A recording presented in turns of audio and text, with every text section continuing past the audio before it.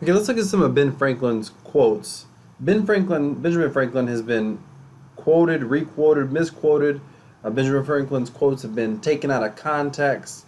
The whole nine yards. And Benjamin Franklin was a founding father. He was a unique individual. He was very much a nationalist, but at the same time, he understood diplomacy. He was quite a statesman.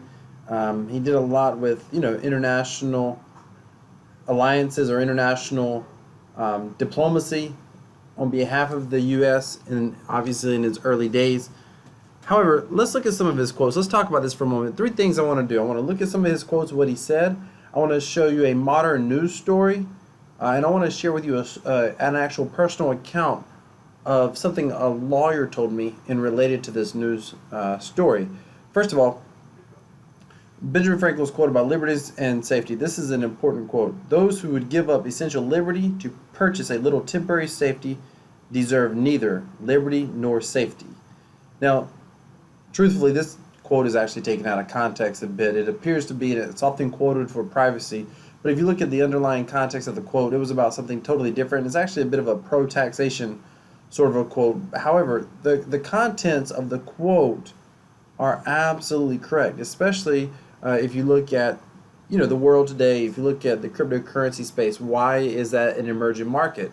Why is Bitcoin even a thing? And why is it a thing to the tune of billions of dollars? Well, just look at the quote and recognize that there are people who believe that today we're given entirely too much. We're giving up entirely too much security. We're giving up entirely too much freedom for security. And so again, the quote said, those who give up essential liberty to purchase a little temporary safety deserve neither liberty nor safety. And some other quotes, these are just different quotes. By the way, Thomas Jefferson, he who gives his freedom for safety gets none of them. Thomas Jefferson, that's an awesome quote. So that's more straightforward and to the point. He who gives up his freedom for safety gets none of them. Let's not forget that, because the news story I'm going to share with you directly talks about that. Let's look at some more of his quotes. More quotes by Benjamin Franklin about liberty, freedom, and security. He that secure is not safe. We must indeed all hang together, or most assuredly we shall all hang separately. Whoever would overthrow the liberty of a nation must begin by subduing the freeness of speech.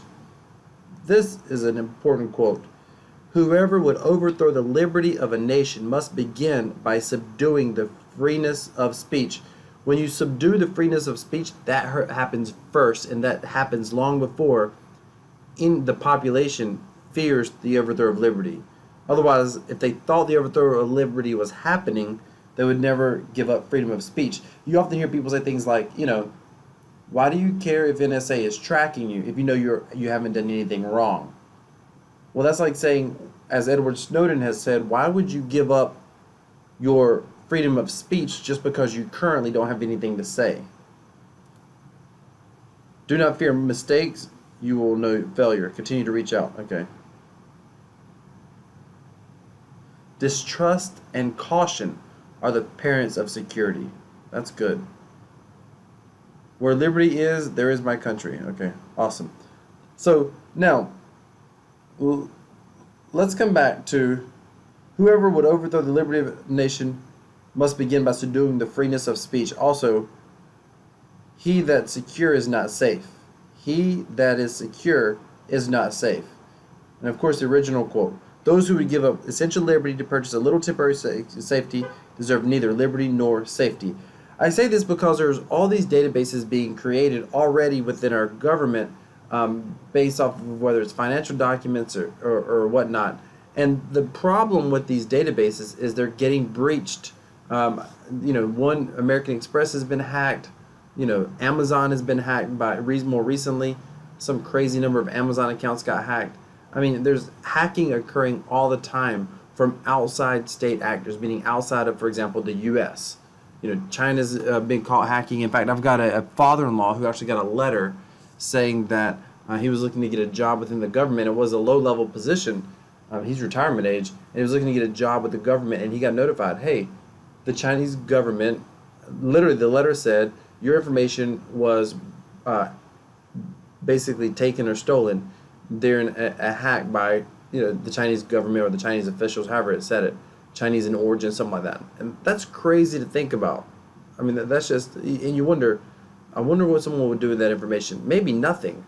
But the point is, it was in a confidential database for a reason. It was designed to remain confidential.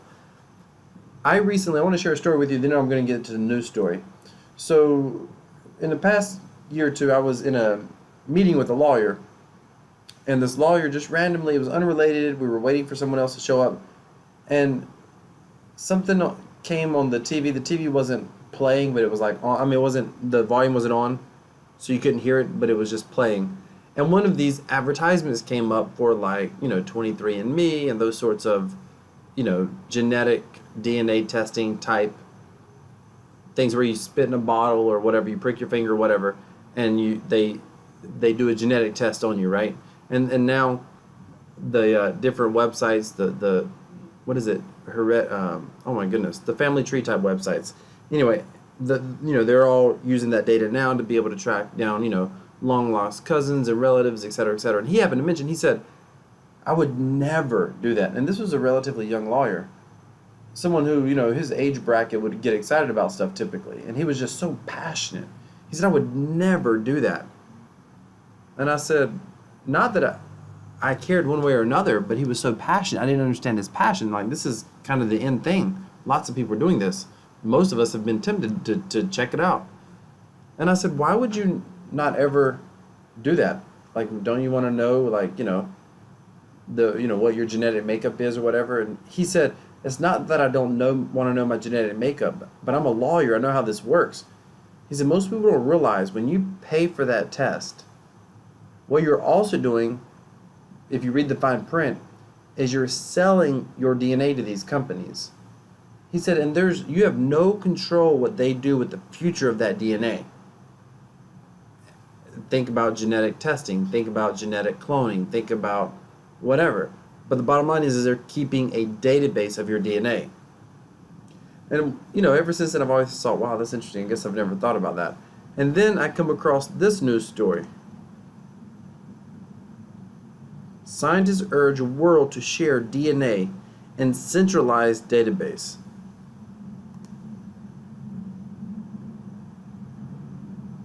Scientists urge, now this is on InfoWars website. Scientists urge world to share DNA in centralized database for your protection. Remember, you have nothing to fear from this ultimate invasion of privacy if you've done nothing wrong. That's crazy. You have nothing to fear from this ultimate invasion of privacy if you've done nothing wrong. Again, let's come back over here. Whoever would overthrow the liberty of a nation must begin by subduing the freeness of speech. Now, this isn't a free speech issue, but keep in mind, the only way you can subdue free speech is if you start subduing it long before anyone fears the overthrow of liberty or overthrow of a nation. Once the genie's out of the bottle, you can't put the genie back in the bottle.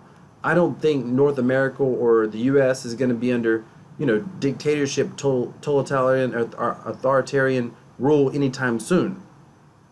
But once you take the genie out of the bottle, you can't put it back in the bottle.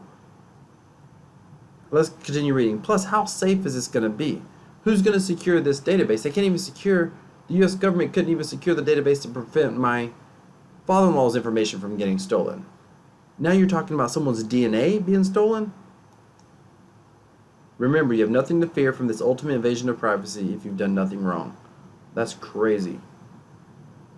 Between the ever-encroaching eye of Big Brother, the imminent events of pre-crime AI, the exposure of tech behemoth privacy contempt, and the inevitable hack of any and everything online, it is perhaps understandable that your average Joe is more than a little nervous.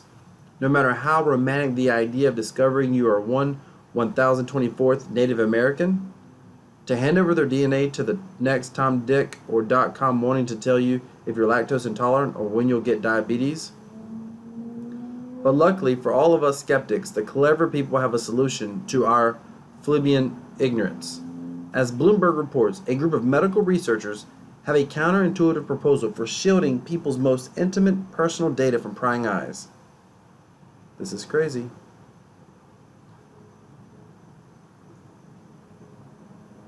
Researchers suggest that the best way to protect genetic information might be for all Americans to deposit their data in a universal, nationwide DNA database. Concerns about who can get access to the genetic information gathered by consumer genetic testing websites have been on the climb since April, when police made an arrest in a decade-old serial murder case in California. To ensnare the alleged Golden State Killer, investigators trawled an open-source database popular with genealogy hobbyists to search for relatives of possible suspects. Police found matches and then got their man. The California case made clear that consumers have little control over where their genetic information, and by extension, that of their family members, can wind up, a potential privacy nightmare. Currently, law enforcement already has potential access to millions of people's data, says James Hazel, a researcher at Vanderbilt Universal Medical Center in Nashville, Tennessee, and the lead author of the paper. A universal system would be much easier to regulate. Crazy. A recent study concluded, this is scary, only 2% of the population needs to have done a DNA test for virtually everyone's genetic makeup to be exposed. This is a very provocative proposal, Hazel said, but it all comes down to spurring a debate about the current system. If enhancing privacy by creating a giant database of people's DNA sounds counterintuitive, the group's point is that it's already too late to prevent mass exposure. Remember, you have nothing to fear from this ultimate invasion of privacy if you've done nothing wrong. So just give up all of your privacy at a DNA level because you've done nothing wrong. I mean, personally, I think that's mind-blowing. Let me know what your thoughts are down below. Put your thoughts down in the comments. Hit the subscribe button. This channel is all about privacy. It's all about freedom. It's all about being able to be who you want to be in this world without overreaching, over-regulation. And therefore, a lot of what we talk about in this space is cryptocurrency, being able to adopt cryptocurrency, as well as earn an income, passive income specifically from cryptocurrency. So please hit that subscribe button, hit that thumbs up icon, and let me know what you think about this information. Does this concern you at all? If not, let me know that. If it doesn't concern you, let me know. And what are your greatest concerns? Is there something I'm not thinking about? Please leave your comments down below. Thank you so much for watching.